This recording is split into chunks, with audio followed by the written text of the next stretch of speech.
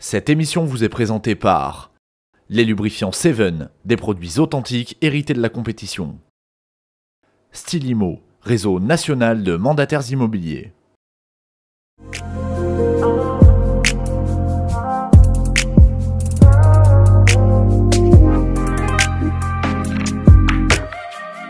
Salut à tous les amis, bienvenue dans ce tout nouveau numéro d'Inside Climb dédié cette fois-ci à la Formule 3. On avait déjà fait une émission précédemment avec des pilotes de Formule 3, on en avait même déjà fait deux pour être tout à fait précis. Et ben, j'ai décidé de remettre le couvert, on va en faire une troisième ce soir. J'espère que vous allez passer un bon moment avec mes invités de ce soir que je vais vous présenter justement tout de suite.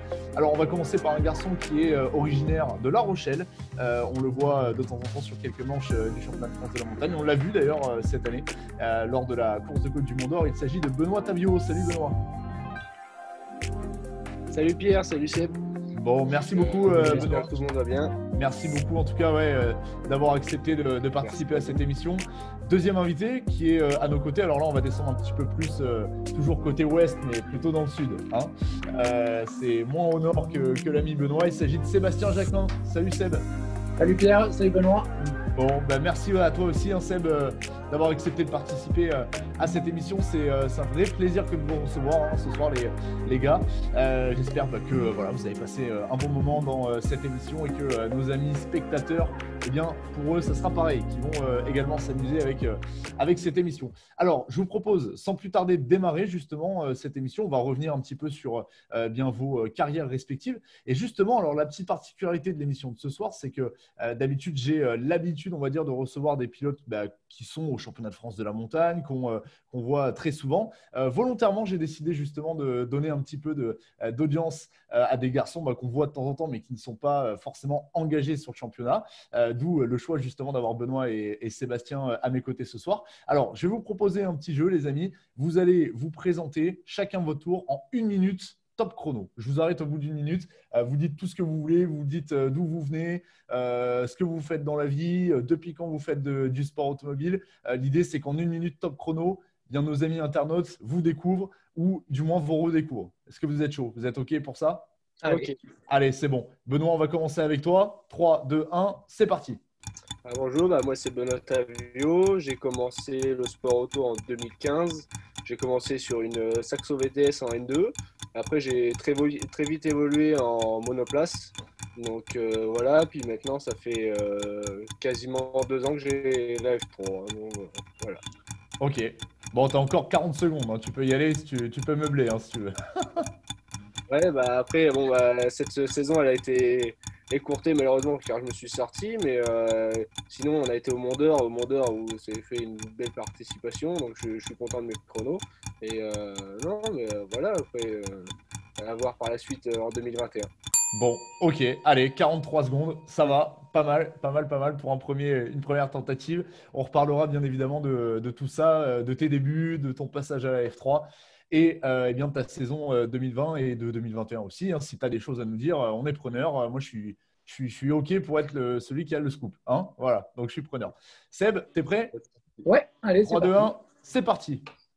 Moi, c'est Seb. Alors, j'ai démarré le sport automobile en 98 avec une team Camille. J'ai commencé un petit peu à faire des slaloms pour apprendre la compétition. Après, je suis passé très vite sur des BM, sur des M3. J'ai commencé à faire un petit peu de championnat de France. J'ai eu beaucoup de casses, des sorties de route. Et puis après, je suis passé à la monoplace en 2006 ou 2007 avec des F2, avec moteur Cosworth.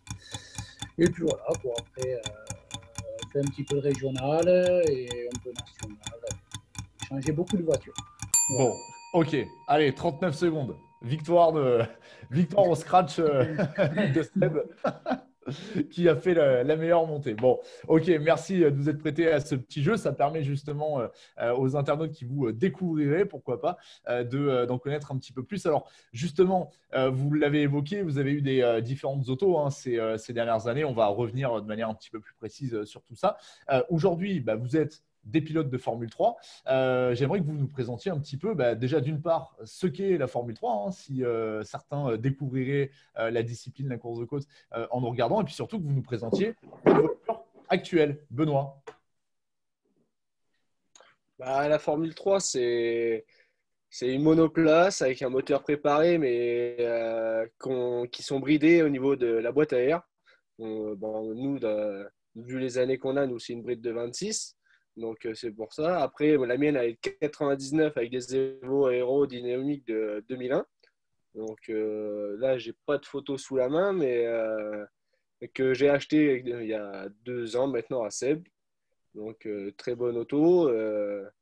Après, quoi dire de plus, ça fait 200, un peu moins de 210 chevaux pour 460 kilos. Donc, honnêtement, c'est avec une boîte 5 en H pour moi à Crabo. Donc voilà. Bon, ok, super, super, super. Seb, à ton tour de nous présenter et ta voiture et la F3 selon toi, hein. Eh bien, pour moi, c'est une 303, une Dallara 303, un poil plus récente que celle à Benoît. Avant, je roulais avec l'ancienne, mon ancienne, c'est celle qui a récupéré Benoît. On a le même motorisation, c'est un Opel avec, on ne sort pas loin de 210 chevaux. Avec la particularité de ce moteur, c'est qu'il y a beaucoup de couple quand même. C'est un moteur avec beaucoup de couple à bas régime. Et après, moi, l'avantage que j'ai, c'est une boîte séquentielle sur cette voiture par rapport à Benoît qui est toujours en gris en H, quoi. C'est à partir Voilà, des un petit peu. 302, hein, la boîte séquentielle, si je Ouais, dis pas de ouais. bêtises, c'est L'année ça? dernière, j'avais une 302 avec boîte séquentielle déjà. Après, bon, il n'y a pas trop d'évolution hein, sur la 302, 303, 304, quoi. C'est un petit peu les mêmes.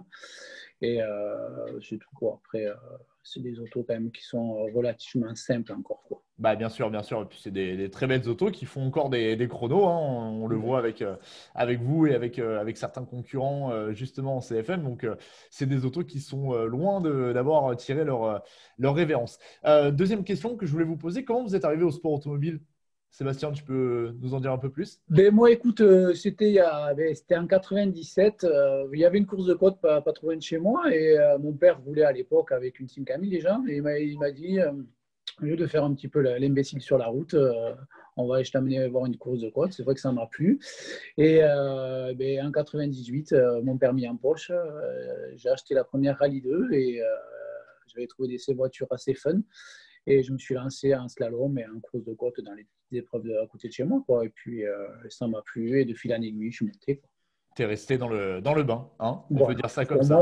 moi, c'est une discipline qui me convient, quoi. Avec mon boulot et tout, c'est une discipline, on peut y arriver le samedi, c'est pas trop onéreux et c'est vrai que ça me plaît, quoi. Et du coup, tu avais démarré avec une Sim Camille, hein, c'est ce que tu nous Ouais, disais ouais, ouais. tout à l'heure. J'ai eu 2-3 rallyes 2 ouais, avec des évolutions, quoi. On est passé avec des moteurs 16 soupapes, après avec des trains avant triangulés, des boîtes Hewland à l'époque et tout ça, quoi. Ouais. C'était fun, quoi. C'était des bonnes voitures, quoi. Ouais, ben là aussi, hein, les Rallye 2, on en a parlé il n'y a pas très très longtemps, Ouais. justement dans une autre émission, mais c'est des autos, voilà, ça marche encore. On en Ah oui. voit encore beaucoup, c'est super spectaculaire. Et d'ailleurs, c'est très plaisant d'en voir Ah, passer. Donc voilà, c'est tu peux sûr la que ressortir, je pense. c'est ça. C'est sûr que pour les spectateurs, c'est des autos super jolies, ouais, à voir passer. Ouais. Carrément, carrément. Puis qui ont un très bel historique. Toi, Benoît, bon, tu avais quel âge, Benoît, en 97 quand Seb a démarré? Bah, je suis né en 97, donc Voilà. forcément. Voilà.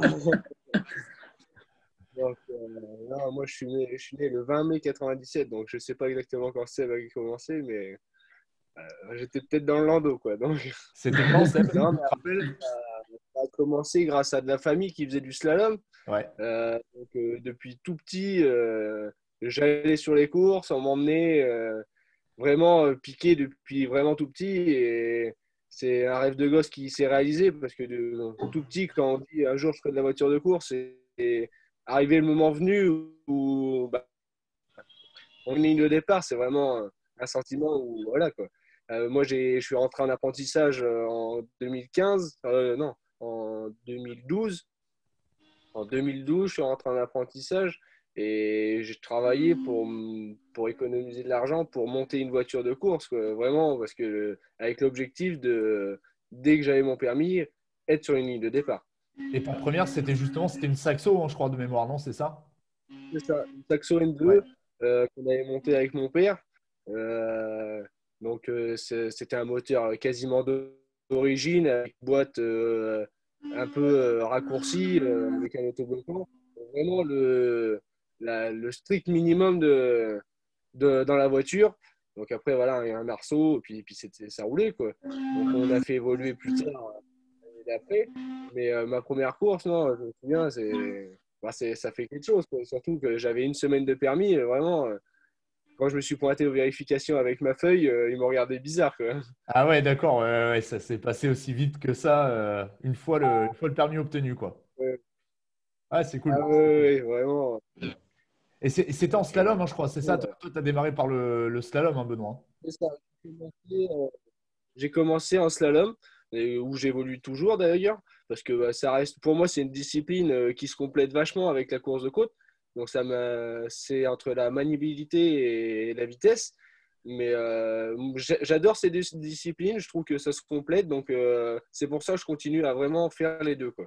Ok, ok. Puis c'est en même temps assez complémentaire, donc c'est dans la lignée, c'est dans la lignée. Alors justement, bon, malgré tout, toi, tu es quand même passé à la course de côte et pas des moindres, hein, parce que voilà, on t'a vu notamment au Mont d'Or, donc tu t'es pas attaqué que à des petites épreuves. Pourquoi tu as choisi justement à un moment donné la course de côte, toi, Benoît?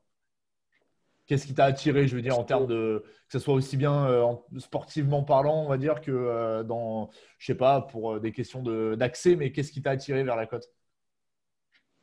La côte, bah, je te dis, étant petit, j'allais pas que sur des slaloms. Donc, et, je veux dire, quand on a 7 8 ans, qu'on voit des Lionel Régal monter au Mont d'Or, forcément, il y a ce frisson. Voilà, c'est un ensemble qui fait qu'un jour, moi aussi, je serai là sur ce départ avec une monoplace. Donc, forcément, c'est tout ça qui m'a attiré vers la côte. Et, c'est l'amour des monoplaces et c'est l'amour de ce sport, clairement, donc qui fait que je fais de la course de côte et du slalom, quoi. Bon, ok. Et toi, Seb, qu'est-ce qui t'a poussé, je dirais, vers la course de côte et pas une autre discipline? Je sais pas, souvent on a beaucoup de pilotes qui à un moment donné partent vers le rallye ou autre. Qu'est-ce qui fait que toi, t'es vraiment resté focus là-dessus? Mais la course de côte, moi, ce qui m'attirait beaucoup, c'est vraiment ces monoplaces quoi, avec lesquelles on pouvait rouler en course de côte, tout ce qui est Norma ou Dallara. Et c'est vrai que c'était des autos qu'on pouvait retrouver sur des petites routes. Et c'est ce qui m'attirait vraiment. Et comme il dit Benoît, c'est que j'allais avec Massime Camille faire la course de côte de Osmet. Il y avait Lionel qui venait, Régal qui venait, après Sébastien Petit et tout qui venait. Et un jour, j'ai dit, comme lui, j'y viendrai avec une monoplace quoi, pour me battre avec eux. Et ouais, à l'époque, il y avait aussi Christophe Malates qui allait très vite. Et c'est vrai que c'était des garçons qui étaient vraiment et qui m'attiraient à aller rouler contre eux. Quoi. Voilà, quoi. Non, mais Plutôt, quoi. je comprends tout à fait, les gars, parce que moi aussi, j'ai toujours rêvé d'être sur les départs de course de côte. Bon, la grosse différence, c'est que moi, j'y reste au départ. Hein. Vous allez jusqu'à l'arrivée. Moi, je bouge pas, mais bon, ça, c'est un détail. On le dira pas. On le dira pas. Bon, justement, alors, Sébastien, je voulais revenir un petit peu sur tes précédentes autos parce que là, aujourd'hui, la voiture que tu as, donc c'est cette Dallara F303, mais tu en as eu d'autres auparavant. Tu en parlais tout à l'heure. Tu as notamment piloté justement la voiture que Benoît pilote actuellement. Oui. T'en as eu combien en tout des monoplaces, toi, et des F3 de manière précise? Des monoplaces, j'ai dû en avoir au moins 5 ou 6. Ouais, Ouais, alors autant 5 ou les F2 et 6. tout, ouais. Ouais, mais l'F2, ouais, j'ai commencé que j'avais racheté à un très bon ami à moi, au père d'un meilleur pote à moi là, qui roule en F3, là, Guillaume Bardot. J'avais racheté son F2 là, avec un châssis 387 avec un moteur Cosworth, un BDA. Et ça m'avait énormément plu et c'était pas trop fiable. Après j'avais quoi? J'ai acheté l'ancienne voiture à Cécile Kant, Mhm. la 300, ouais, une 300, c'était un truc comme ça, avec le moteur Opel. Suite à ma défaite à la finale à Bournozo derrière Marcel Sapin, j'avais dit, il me 2011, faut du coup, c'est 2011, ça? ouais, Ouais. c'est ça. Et j'avais dit, il me faut une F3. Et après, je suis passé sur. Qu'est-ce que je suis passé? J'avais acheté une Norma entre-temps. J'ai essayé, que j'ai Oui, c'est revendu vrai, sur ouais, une. je me souviens, Ouais, elle était rouge, non? De mémoire. ouais c'était rouge. Ouais, j'ai été à la finale avec la Ouais. rouge, une 2006. De mémoire, c'était une 2006. Ouais, les premières Evo avec Les le premières capot Evo, plat, ouais. là. Ouais. Voilà, les premières Evo. Et après j'ai acheté une 2008, un petit peu plus évoluée. Et je suis revenu à l'F3. Bon, je change tout le temps, j'aime bien le changement, quoi. Ouais, mais t'as raison, c'est aussi ça la Voilà. course de côte, hein, J'aime bien. quand Ouais, ouais, on peut se le permettre et tout, c'est cool de pouvoir c'est vrai, justement quoi. évoluer de voiture en voiture. Et qu'est-ce que tu retiens, toi, justement, de la voiture dont dispose Benoît actuellement? C'est une auto qui t'a plu? Mais c'est une super auto. Moi, j'ai trouvé que c'est une auto qui allait super bien, hein. Niveau moteur, elle était au top. Après, bon, moi, j'ai voulu du changement. C'est un petit caprice, hein, entre guillemets, monter avec une auto voilà, un peu plus récente, avec une boîte séquentielle, parce que je sortais de la Norma quand même, et avec la boîte séquentielle à la Norma, redescendre dans une grille en H, c'était un petit peu compliqué pour moi. Et puis, sinon, après, on voit les temps qu'il fait Benoît. On fait les mêmes temps avec des voitures aussi récentes. Bon, après, c'est une voiture super, sacrément performante, hein. Je pense qu'une 300, 301 comme il a au jour d'aujourd'hui en régional, ça a encore son épingle du jeu, hein. Ça Ah, va ouais, vraiment bien, quoi. c'est sûr, et on le voit d'ailleurs, parce que bon, Benoît, en l'occurrence, Ouais. a fait quelques jolis coups, donc il n'y a pas de raison effectivement de forcément devoir se jeter sur des modèles plus récents pour faire des temps. Ah oui. Alors, toi, justement, Benoît, avant de passer avec cette F3 enfin, qui appartenait à Seb auparavant, tu as eu une autre monoplace, hein, de mémoire, entre la Saxo et la F3, c'est ça? C'est ça. J'avais racheté c'était une Dallara 392, mais c'était pas un moteur F3, c'était un 1600 Volkswagen dedans. Mm. Donc, qui sortait pas mal de chevaux quand même, parce que moi j'avais refait le moteur et tout ça. Quand je l'ai racheté, j'ai fait beaucoup de choses, beaucoup de frais, parce que mauvaise surprise en l'achetant. Malheureusement, ça c'est partie de la vie, hein, c'est comme ça. Donc, on a refait pas mal de choses dessus. Ça sortait quand même 230 chevaux. Mais bah, à comparer de la F3, c'est que bah, y a pas beaucoup de coups, quoi. Et je m'étais surtout focalisé avec cette voiture sur du slalom parce que bah, en course de côte, c'est un châssis qui se faisait vivre. C'est que le problème, c'est que quand on a tous le casque sur la tête, on est tous pareils, on va aller chercher les copains. Mais j'étais un peu tout seul dans la classe, donc ou aussi des fois il y avait Pierre Mayer ou quoi, et forcément c'est des copains qu'on peut pas aller chercher, quoi. Donc voilà, c'est pour ça. Ok. J'ai fait 2 ans cette voiture. J'ai fait troisième meilleur jeune en 2017 et quatrième en 2018 quand je l'ai vendu. Ouais, ok. Alors, justement, en 2018, c'est la date aussi à laquelle tu as acheté la Dallara que tu as actuellement disposée, justement, Sébastien. Euh, Enfin, raconte-nous un petit peu, et même racontez-nous, je dirais, parce que vous êtes tous les deux concernés, comment s'est passé le projet, comment ça s'est fait, pourquoi le choix de cette auto, comment ça s'est monté ce projet. Bah, moi, ça c'est parce que je sais que dans l'année 2018, je sais que je voulais vendre ma voiture. Donc, j'avais mis à vendre ma voiture dans le mois de juillet, il me semble. Et tout de suite, j'avais quelqu'un d'intéressé. Donc, tout de suite, moi, je me suis penché vers l'avenir, bien sûr, parce que bon, fallait une voiture dans le garage tout de suite après. Et je savais que la mienne partait à la finale, justement, le soir de la finale, elle partait. Et il y avait c'est la voiture à Seb sur Mikado. Et bah, je l'ai appelé. Seb, on s'est connu vraiment quand je lui ai acheté la voiture. Avant, je le connaissais. Donc, je l'ai appelé. J'ai été la voir à l'Irak. Et dès que j'ai entendu le son du moteur, j'ai dit, c'est celle-là, quoi. C'était sûr, quoi. Il n'y avait pas de Donc, débat possible. non, c'était pas possible, quoi. C'était celle-là, quoi. C'est clairement, c'est un son, c'est voilà, c'est.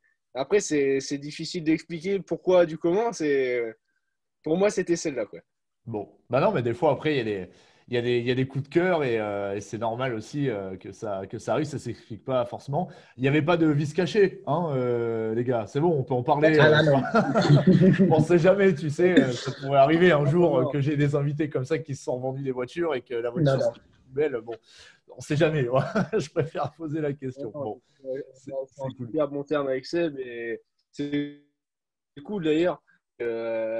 Bah, des fois, c'est toujours compliqué quand on sait pas, quand on vend des voitures ou quoi. Il y a des fois, bon, bah, mais là clairement, il n'y a rien eu. La voiture a été niquée.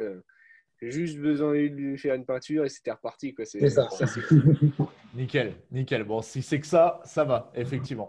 Toi, Seb, du coup, comment s'est passé l'achat de ta voiture là, que tu as actuellement? C'est l'ancienne auto, si je dis pas de bêtises, de Rémi Béchadergue, c'est ça? C'est l'ancienne auto. Et bien, écoute, moi, quand j'ai vendu, qu'est-ce que j'ai vendu? J'ai vendu, ouais, je crois que j'ai acheté un speedcar entre-temps. J'ai voulu essayer de me mettre sur un speedcar. J'ai été faire une course avec. J'ai pas super bien aimé. Et cette voiture était partie chez Florian, la voiture à Rémi. Il avait vendu entre-temps. Et un jour, elle est ressortie sur Mikado et j'ai retrouvé cette auto. Et c'est vrai que c'était une auto quand même assez propre, quoi. Rémi étant assez maniaque quand même, c'est vrai qu'il avait super bien refaites. Et écoute, quand j'ai revu sortir sur Mikado, j'étais la chercher aussitôt vendu le Speedcar, quoi. Ok. Ah ben tu vois, tu Voilà. me l'apprends. Je pensais que tu lui avais acheté en direct. Je savais pas qu'il y avait eu Non, un non, non, non, intermédiaire. Enfin, non, un non. intermédiaire. Une Elle boutique. avait été vendue à Florian Raymond, là, qui a fait un petit peu slalom. Il a fait 4 slaloms avec et une finale. Et juste après la finale, il a mis en vente. Et moi, j'ai été la chercher à ce moment-là, quoi. Ok, ok, ok. D'ailleurs, on salue Rémi qui avait été victime d'une sortie de piste C'est au ça, monde. c'est ça. Il y a eu un petit peu de réparation sur la Formula Master. On espère que les réparations vont bon train et que on va le revoir le plus tôt possible, hein. Il va revenir plus fort, oui. Oui, j'imagine. Le connaissant, j'imagine. Je me fais pas trop d'illusions. Donc bon, les garçons, vous avez quand même, bon, peut-être plus Sébastien que toi, Benoît, forcément vécu pas mal de choses en course, hein, ces dernières années. Benoît, si tu devais retenir un souvenir de toutes les courses auxquelles tu as participé, de ta première jusqu'à là, tout dernièrement, un bon souvenir, bien sûr, un truc qui te marquera à vie, ça serait quoi? Ouais, clairement, le truc qui m'a le plus marqué depuis que j'ai commencé la compétition, et c'est pas en F3, c'est quand j'ai fait la finale en 2016 avec la Saxo et que j'ai fini champion de France du groupe N. Ça, c'est clairement, ça a été un week-end où je suis passé par toutes les émotions parce que le samedi soir, on casse la boîte, on remonte la boîte de vitesse, on finit à 3 heures du matin et le lendemain soir, champion de France du groupe N, clairement, c'est un sentiment que, surtout quand on part pour une finale et qu'on ne s'attend pas à jouer aussi haut, clairement, c'est un sentiment vraiment de. Enfin, c'est inexplicable, mais encore aujourd'hui, c'est waouh, quoi. C'est clairement, c'est ça, quoi. Franchement, c'est Et magique. puis, Honnêtement, c'est c'est magique. une belle ligne au palmarès, qui plus est, hein, c'est plutôt pas mal. Clairement, ouais. Franchement, c'est une sacrée fierté parce que voilà, c'est parce on voit les noms qui ont été champions de France repasser derrière des noms comme ça, et on se dit qu'on peut être fier. Clairement. Bon, bah c'est cool, c'est cool, c'est cool. Toi, Seb, un souvenir qui t'a marqué en course? Je, je vais être un petit peu comme Benoît. Moi, c'était à ma finale en 2011, là, quand j'étais à Bournezeau. Je ne m'attendais pas du tout à faire le résultat que j'ai fait parce que vu la liste d'engagés qu'il y avait et les vites qu'il y avait, je me disais rentrer déjà dans les 5, ça serait déjà une bonne chose de faite. Et finalement, après la deuxième manche, je me retrouve premier au scratch. Et là, je dis quand même, là, il y a quelque chose à faire, quoi. Il y a Il y a quelque un chose coup, à ouais. jouer. Il y a un coup à jouer. Mais bon, je savais qu'avec Marcel et Sapin, il y avait du lourd derrière qui allait pousser. Et bon, il me bat de 3 dixièmes, un truc comme ça, ou 3 centièmes, je ne sais plus un peu s'il me bat la dernière manche. Mais bon, j'en garde un très très bon souvenir parce que c'était une sacrée course, quoi. Bah bien sûr, ouais. C'est déjà C'était, top, quoi. C'est déjà top. il n'y avait que des pointures et je finis quand même voilà, champion CN avec la Norma. J'avais une auto quand même qui était beaucoup moins évoluée que toutes les autres Norma qu'il y avait. Ils avaient tous il y avait à l'époque Berreur et tout ça qui Mm. avaient des autos beaucoup plus efficaces, quoi. Mais bon, j'étais content du temps que je fais, quoi. Bon, bah c'est cool, c'est cool. Donc Ouais, la Coupe de France, voilà, c'est votre souvenir commun, on va dire, même si c'est pas les mêmes éditions, mais effectivement, ce sont toujours des belles épreuves et on a hâte quand même de retrouver comment dire, le goût de la Coupe de France. C'est toujours un petit peu particulier avec cette finale qui se déroulera c'est en ça, 2021. On attend bien sûr d'y être, hein, faute exactement. d'avoir pu la faire cette année. On va parler maintenant un petit peu de 2020, les garçons, puisque bon, il y a quand même eu des courses, hein, dans tout ce marasme. On a quand même, c'est un exploit. On a réussi à organiser les courses de voitures. Des fois, je me demande comment on a fait. C'est clair. Alors, on va parler d'abord de la saison 2020 de Benoît, qui nous a quittés, qui est revenu. Donc, ça va, il est de Oui, retour.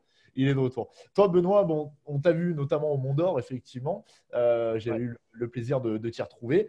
Ça s'est plutôt pas mal passé, il faut dire ce qui est. Après, effectivement, bon, tu as connu une sortie de piste du côté d'Argenton. Parle-nous un petit peu de cette saison 2020, comment toi tu l'as jugée et surtout là, à l'heure actuelle, où tu en es des réparations de la voiture par rapport à la sortie que tu as vécue. Bah, la saison de 2020, on va dire qu'elle est globalement bonne parce que j'avais fait une petite remise en jambe au Slalom de l'Irak où on s'est retrouvé avec Seb. Donc super bien, clairement on retrouve les bonnes sensations dans la voiture. Et la semaine d'après, on engage direct au Mont d'Or. Et au Mont d'Or, j'y vais toujours avec mon petit objectif personnel, faire un petit temps et tout ça. Et clairement, mon objectif personnel, j'explose de 2 secondes. Donc clairement, il est très très bon, quoi. Donc j'avais passé un petit step avec la voiture et moi-même surtout parce que voilà. Donc l'objectif, on va dire que suite à ça, on parlait de vendre, on ne savait pas trop ce qu'on voulait faire à la fin de cette saison. Et on ne savait pas trop. Donc on a dit on verra vraiment à la fin de la saison, quoi. Après, on a été à Argenton. À Argenton, bah, on est arrivé confiant. Peut-être trop confiant, on ne sait pas. Et puis à la première manche, je prends un peu trop la corde. Il y avait un petit trottoir et ça me décale tout de suite dans un arbre, quoi. Donc bah, j'ai arraché 2 demi-trains, des ailerons arrière, des ailerons avant. Enfin, donc pas mal de dégâts. Donc maintenant, euh, on en est que les pièces, on les a trouvées. Mais c'est en bonne voie. C'est en très bonne voie. Ça, on va revenir bah, maintenant la saison. Clairement, ça arrive dans 3 semaines, le reste de course. Donc, ça va pas être possible pour cette saison. Mais maintenant, on verra ça début 2021 et puis on va redécaler le projet, quoi. Bon, bah, en espérant que voilà, tu puisses quand même remettre cette auto pardon, sur ses roues le plus vite possible.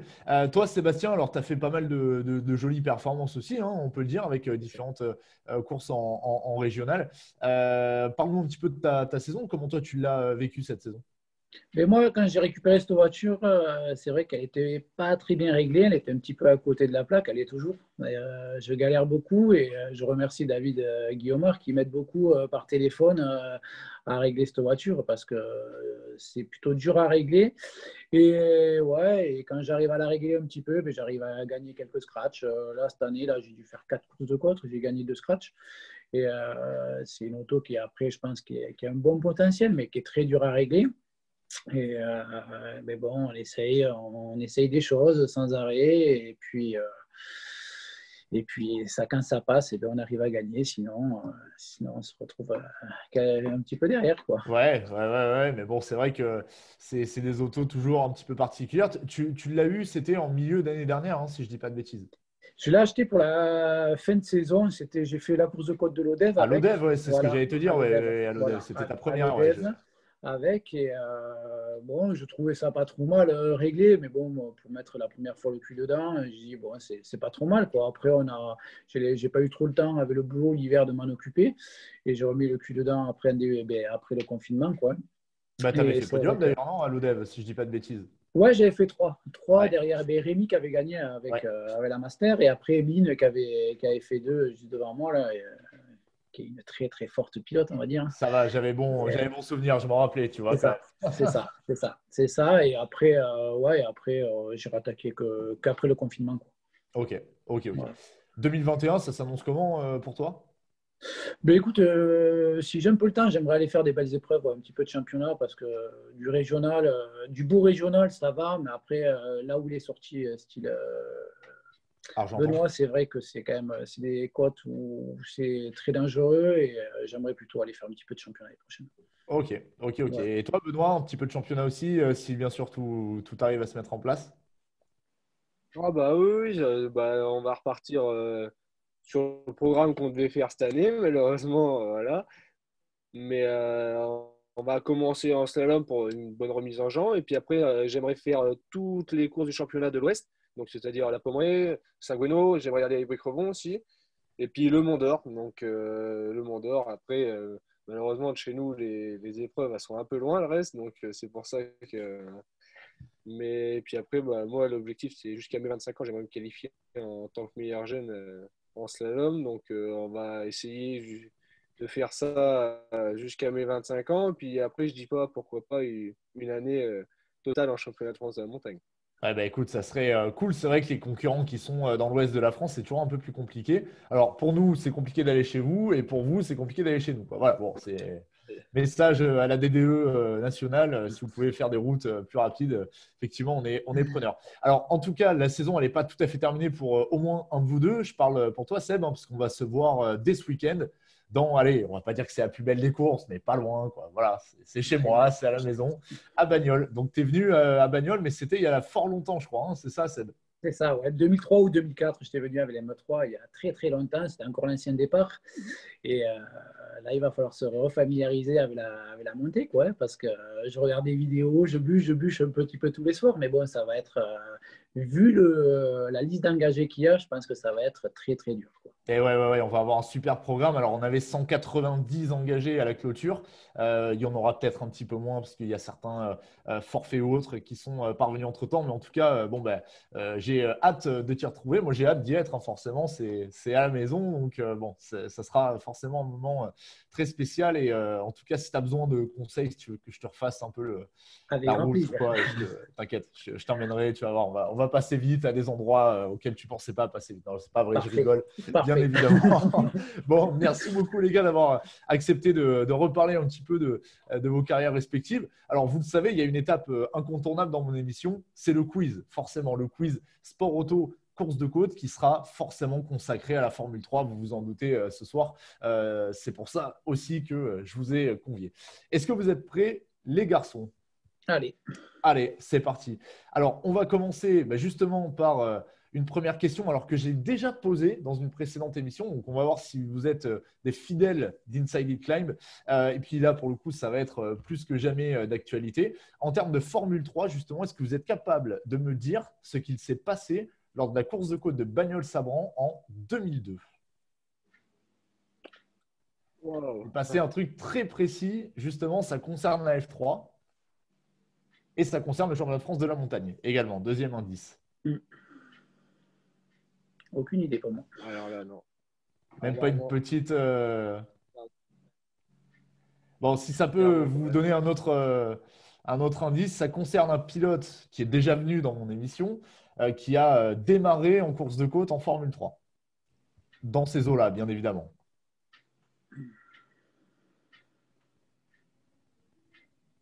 Non, pour moi, aucune idée. Non, vous ne l'avez pas. Je vois Benoît qui, qui cherche, qui réfléchit. Alors, Bagnols-Sabran 2002 en F3, c'est le premier podium d'une Formule 3 sur un podium des championnats de France. Voilà. D'accord. Sous la pluie avec Sébastien Petit qui s'était placé troisième justement. Avec une Donc, 300 alors, hein, c'est ça. avec une 300, ouais, c'était la rouge et blanche. Je ne sais pas si ça te parle. Une ex-signature ou un truc comme ça. Ouais. Exactement, c'est Ouais. ça, c'est ça, c'est ça. Il avait, il y avait eu des conditions un peu particulières. Alors, je touche du bois pour qu'on n'en ait pas autant cette année d'un point de vue météorologique. Mais ouais, j'espère aussi, j'espère aussi. Mais en tout cas, voilà, c'était une sacrée perf à l'époque parce que il y avait toutes les F2, les F3000 et tout. C'était pas rien. Bon, allez, celle-là, c'était la Joker. Hein. On va recommencer de zéro. Deuxième question, est-ce que vous êtes capable de me dire combien de champions du monde de Formule 1 ont été champions Formule 3 Euro Series? Vas-y, Benoît. Benoît, une idée? Je dirais 9. Ok. Seb? Ouais, dans ces eaux-là, 7 ou 8, quoi. En fait, il n'y en a qu'un seul. Voilà. Il n'y en a qu'un seul. Oui. C'est Hamilton en 2005. C'est le seul champion ouais. de Formule 1 qui a été avant champion de F3 Euro Series. Alors, il y a eu plein de pilotes qui sont passés par ça, par la F3. Il y a eu Nico Hülkenberg, Vettel, etc., etc. Mais ils n'ont jamais été champions en F3 Euro Series. Voilà, vous le savez tous, c'était la minute culture Formule 3. Troisième question, on va voir si vous suivez maintenant le championnat de France de la montagne actuel. Est-ce que vous êtes capable de me donner le nom du pilote qui est en tête du Challenge Open F3?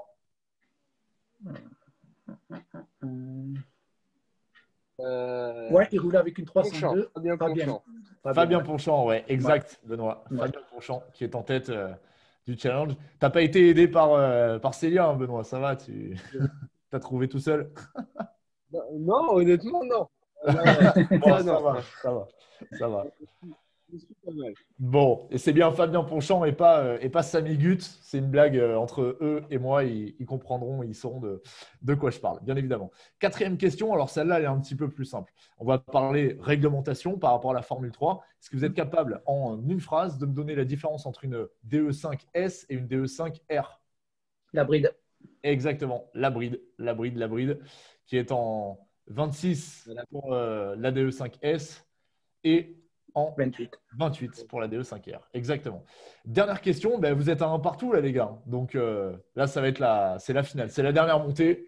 On va voir un petit peu si vous êtes en mesure de trouver la réponse. Alors, je vais vous demander de me citer, ça va être une question à plusieurs réponses. Je vais vous demander de me citer la dernière fois, le nom du pilote ainsi que le lieu de la dernière victoire d'une Formule 3 en finale de Coupe de France. Nicolas Verdier en 2017. Ouais, et c'était où? À Kirin. Ouais. C'est ça. C'est ça, à Kirin. Bon, allez, je vous adresse le point à tous les deux. Hein, voilà. Ex aequo, on vous départagera autrement, on verra. On verra comment.